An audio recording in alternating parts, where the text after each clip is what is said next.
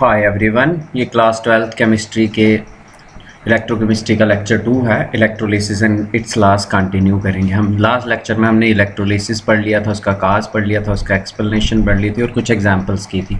अभी हम दोबारा से इलेक्ट्रोकेमिकल सीरीज़ भी इस लेक्चर में डिस्कस करेंगे। I am Arun Raina. तो फर्स्ट ऑफ ऑल ये आपका सिलेबस है। Redox reaction, electrolysis and its laws, conductance and its measurement, specific molar में। आई होप कि आपने ये सिलेबस उतार लिया होगा नोट्स में। तो हम सेकंड टॉपिक कर रहे हैं इलेक्ट्रोलिसिस एंड इट्स लॉस। तो लॉज ऑफ इलेक्ट्रोलिसिस, तो माइकल फैराडे, जिसकी पिक्चर मैंने आपको पिछली लेक्चर में फ्रंट में दिखाई थी, वो है माइकल फैराडे। तो माइकल फैराडे ने 1833 में दो लॉज दिए इलेक्ट्रोलिसिस के, फर्स्ट लॉ और सेकंड लॉ। फर्स्ट लॉ, जब भी इलेक्ट्रोलिसिस होती है, किसी भी सेल में इलेक्ट्रोलिसिस होती है, ये एक इलेक्ट्रोड आ गया, ये दूसरा इलेक्ट्रोड आ गया। जैसे हम सिंपल सा लेते हैं, ये पॉजिटिव आ गया और ये नेगेटिव आ गया। तो पॉजिटिव क्या होता है इलेक्ट्रोलिसिस में? एनोड होता है, और नेगेटिव क्या होता है? कैथोड होता है। और ये मोल्टन NaCl ले लिया, तो NaCl डिसोशिएट होता है, याद करें लिक्विड में है ये Na पॉजिटिव लिक्विड और Cl negative liquid at cathode. Cathode पे कौन सा प्रोसेस होता है?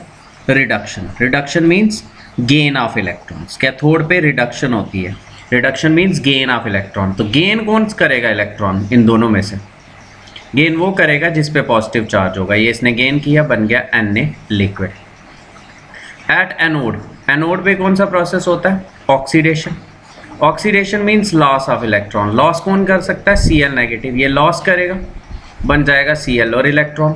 लेकिन आपको पता है Cl नहीं रहता, Cl2 बन जाता।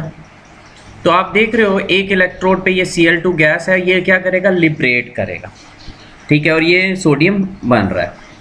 तो मतलब मास सबस्टांस का जहाँ तो लिबरेट होता है, मास ऑफ सबस्टांस लिबरेटेड और डिपॉजिटेड एट एन इलेक्ट्रोड। एक इलेक्ट्रोड पे मास सबस्टांस का लिबरेट जेंडर डिपॉजिट होता है, वो डायरेक्टली प्रोपोर्शनल होता है quantity of charge pass through it. कितनी क्वांटिटी चार्ज की पास कर रहे हो आप, कितना चार्ज पास कर रहे हो, मतलब m प्रोपोर्शनल टू किसके? Q। Implies m equal to ZQ। Z एक कांस्टेंट है, where Z is the constant जिसको हम बोलते हैं electrochemical equivalent, ECE, electrochemical equivalent of the substance. Electrochemical equivalent of the substance. तो फर्स्ट लॉ यही था, मास ऑफ सबस्टांस लिबरेटेड और deposited at an electrode is directly proportional. किसी electrode पे जहाँ तो सबस्टांस ऐसे Cl2 है तो ये लिबरेट होगी, अगर कोई मटेरियल है वो डिपॉजिट होगा। तो मास ऑफ सबस्टांस लिबरेटेड और deposited at an electrode is directly proportional to the quantity of charge pass through it. m proportional to Q। Q को हटाना है, प्रोपोर्शनलिटी को हटाना है, तो कांस्टेंट लगाया हमने ZQ। नेक्स्ट है, आपको पता है फिजिक्स के स्टूडेंट हो कि करंट किसके बराबर होती है? करंट किसके बराबर होती है? करंट बराबर होती है चार्ज अपॉन टाइम। तो यहाँ से Q की वैल्यू निकाल देते हैं, तो Q होता है IT के बराबर। तो m किसके बराबर आ जाएगा? ZIT, ऐसे भी लिख सकते हैं। तो ये था लॉज ऑफ इलेक्ट्रोलिसिस का first law. Mass of substance liberate या डिपॉजिट होता है जो किसी भी इलेक्ट्रोड पे, वो डायरेक्टली प्रोपोर्शनल होता है किसके?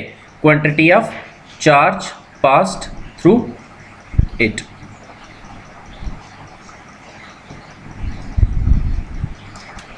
पे आ गया। In 1883, Michael Faraday put forward the two laws related to electrolysis. These laws are known as Faraday's laws of electrolysis.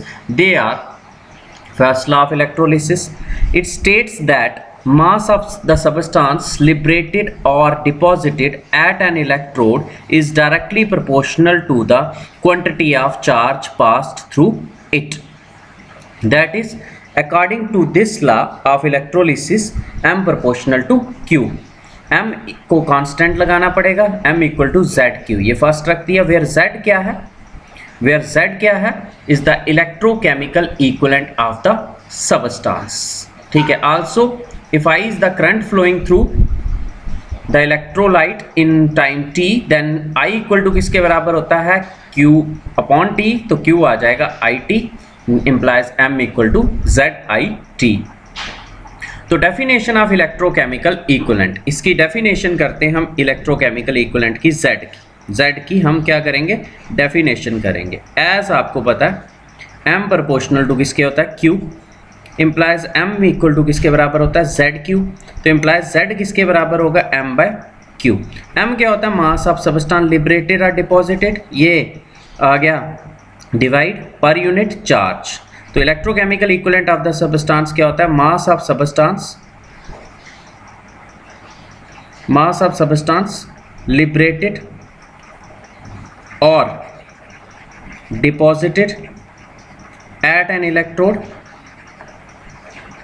When unit charge, जहाँ पर unit charge passed through it, per unit charge passed through it, ठीक है। Z होता है m bye Q के बराबर, ठीक है। मास ऑफ सबस्टेंस लिबरेटेड और deposited at an electrode when unit charge is pass through it. अब इसके यूनिट्स क्या आएंगे, यूनिट्स अगर हम SI यूनिट की बात करें तो मास का यूनिट होता है kg और नीचे पर कूलम, लेकिन प्रैक्टिकली आपको पता है हम केमिस्ट्री में लेबोरेटरी एनालिसिस करते हैं तो kg की जगह आएगा ग्राम पर कूलम, इसका प्रैक्टिकल यूनिट है, ठीक है। तो मास ऑफ सबस्टेंस क्या कहता है, according to first law, mass of substance liberated और deposited and an electrode is directly proportional to quantity of charge pass through it, वही यूज करके। From equation 1 we have Z equal to m by Q.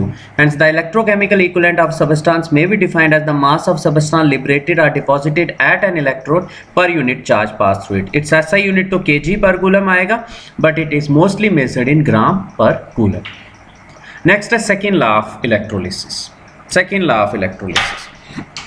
तो इसको study करने के लिए हम क्या करते हैं, दो सेल्स ले लेते हैं। ये क्या कहता है, पहले ये देख लो कि ये कहता है कि मास ऑफ सबस्टेंस लिबरेटेड और deposited at an electrode is directly proportional to the equivalent mass, जिसको हम केमिकल इक्विवेलेंट कहते हैं, is directly proportional to chemical equivalents. मतलब ये स्टेट करता है कि व्हेन सेम करंट, जब सेम करंट क्या रखोगे, same is passed through number of voltmeters, when same current is passed through number of voltmeters, same current pass करो,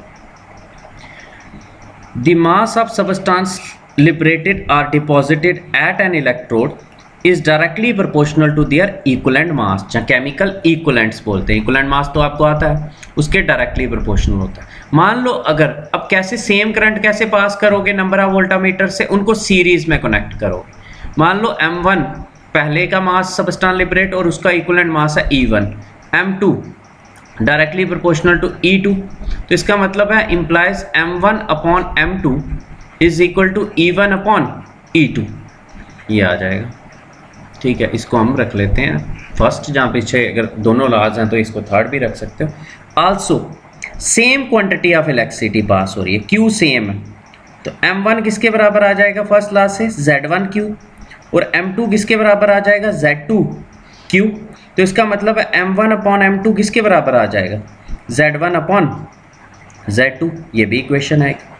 from first and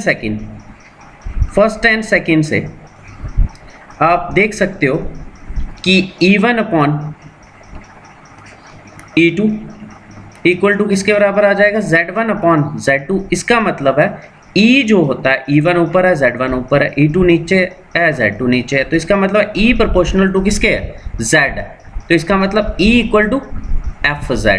तो F क्या है, F है फैराडेज कांस्टेंट, F क्या है फैराडेज कांस्टेंट, और इसकी वैल्यू कितनी होती है 96500 कूलम मोल इनवर्स, ये इसकी वैल्यू होती है।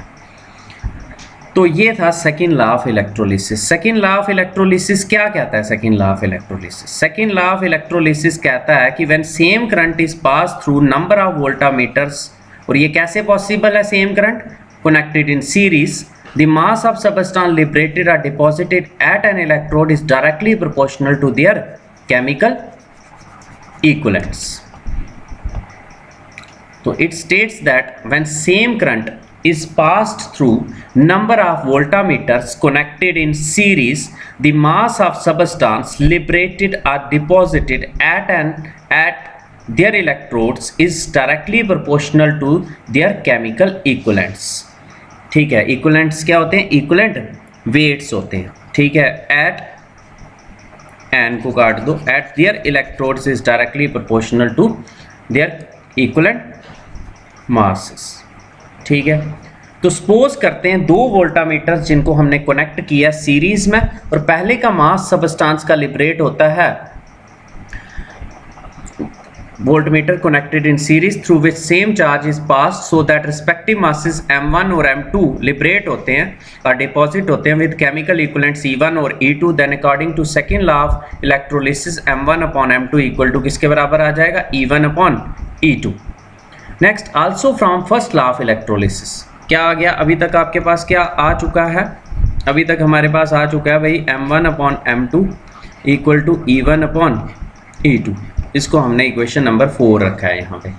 ठीक है, from first law of electrolysis charge same है, क्यू सेम है, तो m1 प्रोपोर्शनल आ जाएगा, m1 इक्वल टू आ जाएगा Z1Q, m2 इक्वल टू आ जाएगा Z2Q, m1 equal to Z1Q and m2 equal to Z2Q। दोनों की ratio m1 upon m2, where Z1 and Z2 are their electrochemical equivalents respectively। m1 upon m2 equal to Z1 upon Z2।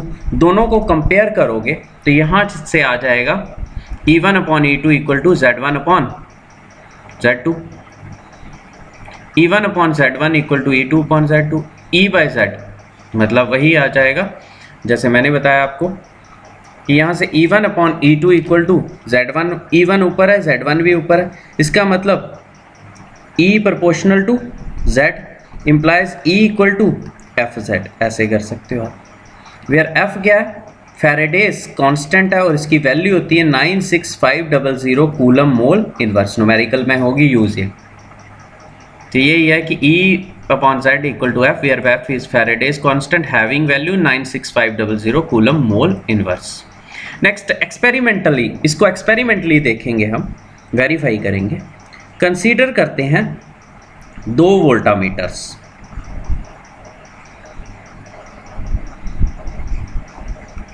एक में लेते हैं हम AgNO3, एक में लेते हैं CuSO4, दोनों को सीरीज में कनेक्ट किया।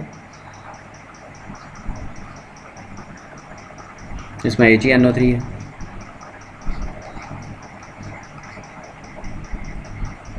इसमें CuSO4 है।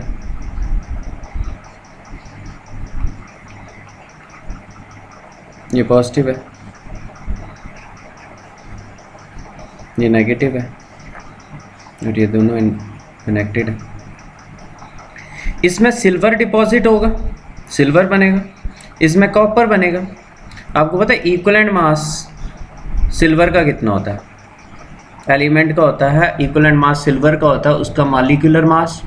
मॉलिक्यूलर मास कितना होता है सिल्वर का? मोलर मास 108 AMU, डिवाइड इसके ऊपर चार्ज कितना होता है 108 ही होता है। इक्विवेलेंट मास कॉपर का कितना होता है?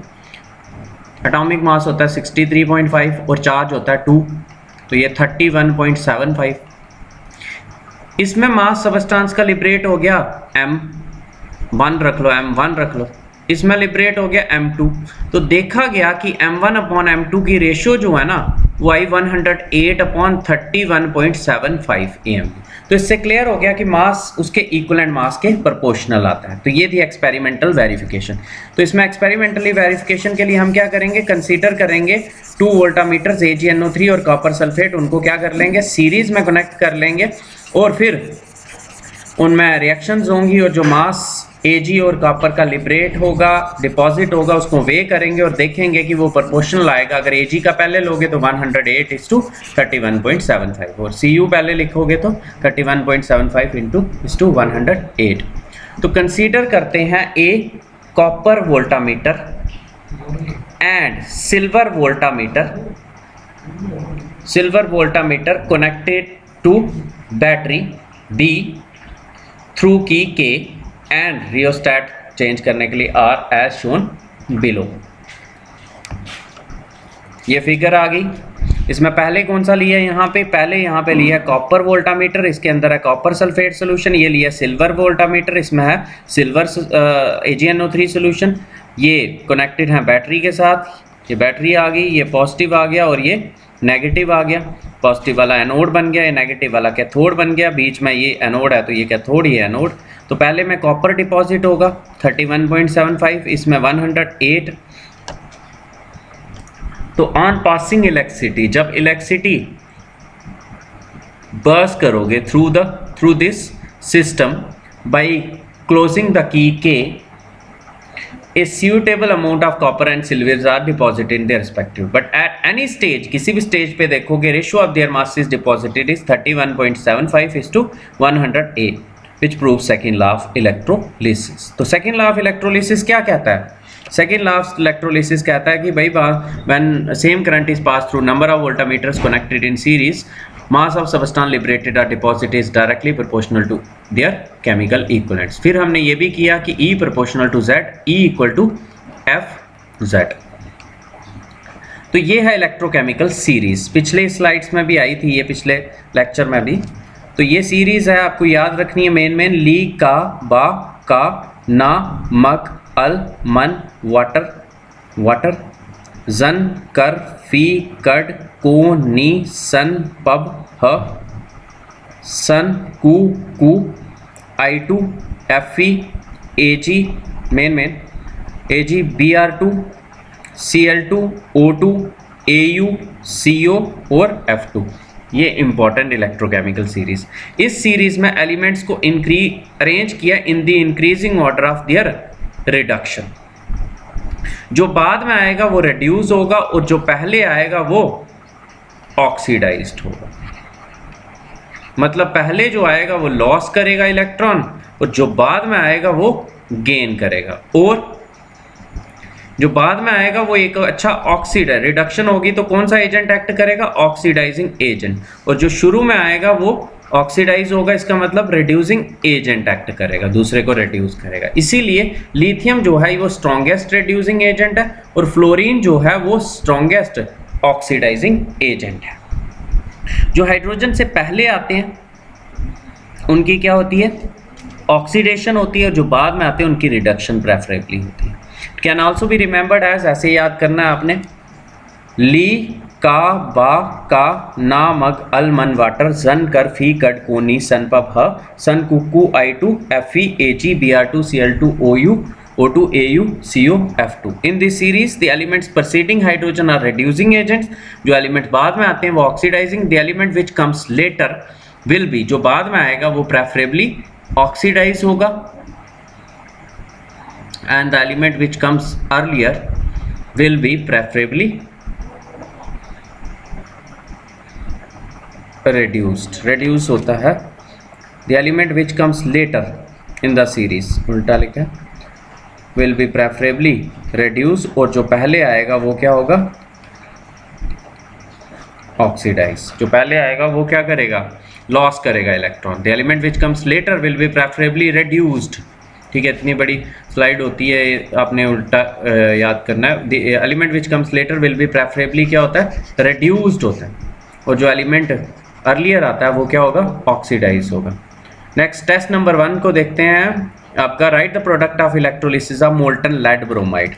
मोल्टन लेड ब्रोमाइड की इलेक्ट्रोलिसिस करनी है। लेड ब्रोमाइड होता है PbBr2 और क्या है? मोल्टन है, लिक्विड है। ये Pb2 पॉजिटिव आ जाएगा और 2Br नेगेटिव आ जाएगा ये लिक्विड में। एट कैथोड, कैथोड पे कौन सा प्रोसेस होता है? Reduction. Reduction means gain of electrons. Pb2 positive plus 2 electrons gain करेगा कौन गेन करेगा? पॉजिटिव वाला ही, बन जाएगा Pb। एट एनोड, एनोड पे कौन सा प्रोसेस होता है? एनोड पे कौन सा प्रोसेस होता है? Oxidation. Oxidation means loss, loss कौन कर सकता है? नेगेटिव वाला, 2Br नेगेटिव। तो बन जाएगा क्या? लॉस करेगा, बन जाएगा Br2 + 2 इलेक्ट्रॉन। बैलेंस करोगे इस रिएक्शन को तो लेफ्ट साइड आ गया PbBr2 liquid, Pb2 positive, Pb2 positive cancel, 2 electron cancel, 2Br negative, 2Br negative cancel. Right side पे क्या? Pb और Br2। आपको कोई पूछेगा इसमें क्या मिलेगा? कैथोड पे मिलेगा लेड और एनोड पे मिलेगा Br2। नोट करें इसको। तो ये रिएक्शन थी right the product of electrolysis of किसके? Molten lead bromide. ये आपका टेस्ट है, जब वो टेस्ट में करके आना है।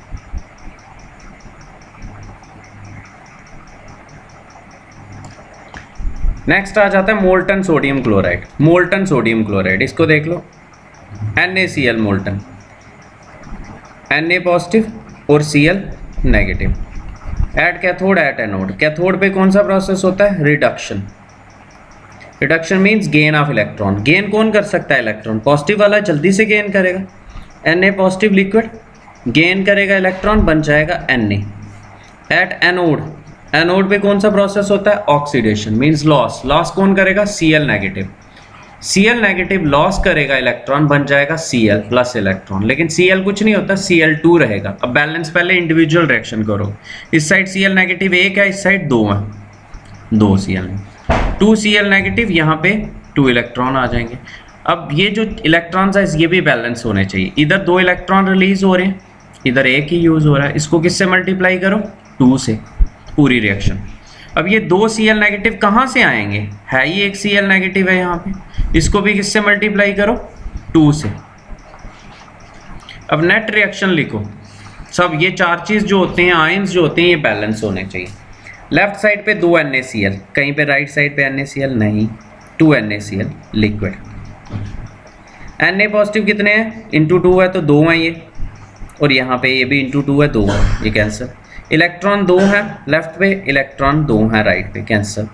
2 Cl नेगेटिव, 2 Cl नेगेटिव, ये कैंसिल। अब राइट साइड पे क्या बचा? 2 Na लिक्विड और Cl2 गैस। तो क्या मिलेगा? कैथोड पे मिलता है सोडियम और एनोड पे मिलता है क्लोरीन। ये मोल्टन सोडियम क्लोराइड की रिएक्शन से होगा।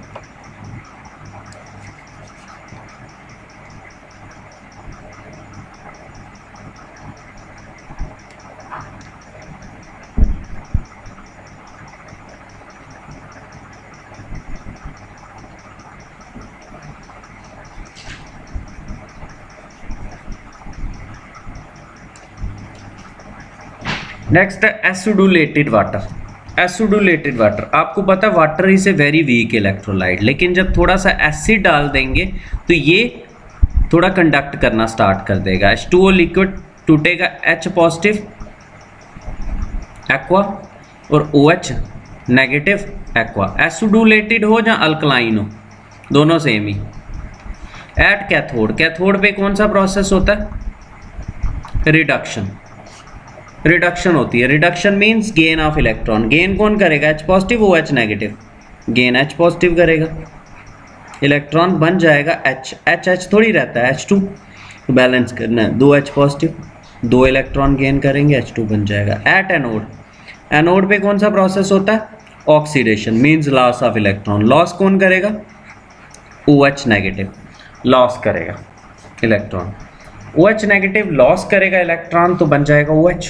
OH कुछ नहीं होता, O2 बन जाएगा प्लस H2 प्लस इलेक्ट्रॉन। अब बैलेंस करना है, इधर 3 O है, इधर 1 O है, 4 OH नेगेटिव।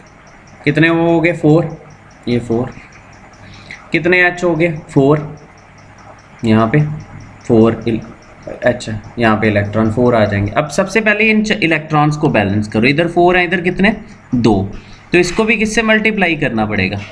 इसको 2 से मल्टीप्लाई करना पड़ेगा पूरी रिएक्शन को, तभी 4 होंगे। ये हो गया। OH कितने हैं यहाँ पे? 4, इसलिए 4 OH चाहिए हमें। लेकिन रिएक्शन में कितने, जो मेन रिएक्शन थी उसमें कितने OH हैं? 1 ही है, तो इसको भी किससे मल्टीप्लाई करना पड़ेगा? 4 से मल्टीप्लाई करना पड़ेगा। अब नेट रिएक्शन लिखो, H पॉजिटिव 4 है, 2 × 2 H पॉजिटिव 4, H2O कितने यहाँ पे 4H2, 4 कहीं पे है H2, यस ये 2, ये 2 कैंसिल हो गए, इधर बचे 2H2, 2H2 लिक्विड, और यहाँ पे लेफ्ट वाले सारे कितने H पॉजिटिव है 4, ये 4 H पॉजिटिव और ये 4 H पॉजिटिव कैंसिल, यहाँ पे इलेक्ट्रॉन कितने 4 और यहाँ पे इलेक्ट्रॉन 4, ये भी कैंसिल, OH कितने 4, ये 4 OH नेगेटिव, ये भी कैंसिल। राइट साइड पे अब क्या बचता है, इधर बचा 2H2 प्लस O2, तो कैथोड पे हाइड्रोजन मिलता है और एनोड पे O2 मिलता है। ये है एसिडुलेटेड वाटर की रिएक्शन।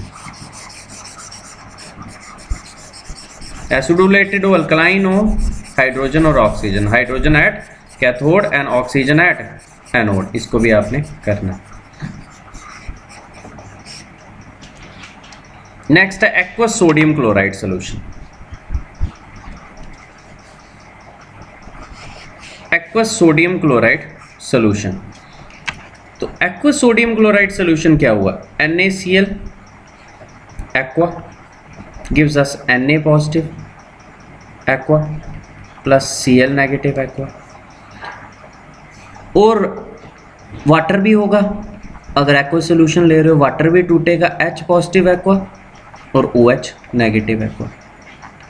एट कैथोड, कैथोड पे कौन सा प्रोसेस होता है आपको पता है, reduction, reduction means gain of electron, तो अब गेन के लिए दो हैं, Na पॉजिटिव भी है और H पॉजिटिव, तो रिडक्शन किसकी होती है, जो इलेक्ट्रोकेमिकल सीरीज में बाद में आता है उसकी होती है रिडक्शन, जो बाद में आता है उसकी होती है reduction, which comes later will B reduced. तो Na पॉजिटिव और H पॉजिटिव में से कौन आता है सीरीज में बाद में, ली का बा का ना, Na तो आ गया, इसका मतलब है बाद में कौन आता है, हाइड्रोजन ही आता है, तो H पॉजिटिव गेन करेगा इलेक्ट्रॉन, बन जाएगा H तो नहीं होता, क्या रहता है H2, तो H2 2H positive 2 electron. At anode, anode पे कौन सा प्रोसेस होता है, oxidation, oxidation means loss of electron, Cl negative और OH नेगेटिव में से जो सीरीज में पहले आता है वही ऑक्सीडाइज होता है, सीरीज में जो पहले आता है वो क्या होता है, ऑक्सीडाइज्ड होता है, ऑक्सीडेशन होती है उसकी जो सीरीज में पहले आता है। तो ली का बा ना मग अल मन वाटर जन कर फी कड को नी सन पब ह सन Kuku I2 Fe Ag Br2 Cl2 आ गया, Cl2 आ गया, OH तो आया नहीं, Cl2 ही होगा फिर, तो ये Cl ये बना देगा Cl नेगेटिव, लॉस करेगा इलेक्ट्रॉन, बन जाएगा Cl2, तो लॉस करेगा, कैसे बैलेंस करोगे इसको कैसे बैलेंस करोगे रिएक्शन को आप, 2Cl नेगेटिव, तो अब नेट में रिएक्शन लिखनी है, भी 2 इलेक्ट्रॉन, कितने Cl नेगेटिव यूज हो रहे हैं, 2, तो हैं कितने रिएक्शन में 1, इसको 2 के साथ मल्टीप्लाई करोगे पूरी रिएक्शन को, तो H पॉजिटिव कितने यूज हो रहे हैं, 2, H पॉजिटिव लिए कितने थे 1, इसको भी 2 से मल्टीप्लाई करोगे, नेट रिएक्शन लिखोगे आप 2 NaCl, ये NaCl 2 आ गया, H2O कितने 2 H2 आ गए, 2H पॉजिटिव, ये H पॉजिटिव और ये H पॉजिटिव कैंसिल, 2 इलेक्ट्रॉन, ये 2 इलेक्ट्रॉन कैंसिल, दे ये 2 Cl नेगेटिव, ये 2 Cl negative cancel, right side पे ये 2 Na पॉजिटिव बचे हैं, 2 OH negative, 2 NaOH plus H2 और प्लस Cl2, तो ये रिएक्शन मिलेगी, NaOH हो गया कि बेसिक मीडियम है, H2 मिला कैथोड पे और Cl2 मिला एनोड पे, ठीक है, तो ये रिएक्शन थी। नेक्स्ट है मास ऑफ सबस्टेंस, ये हम नेक्स्ट करेंगे क्योंकि मेरा नेट स्लो हो गया, तो thanks a lot for listening, जय हिंद।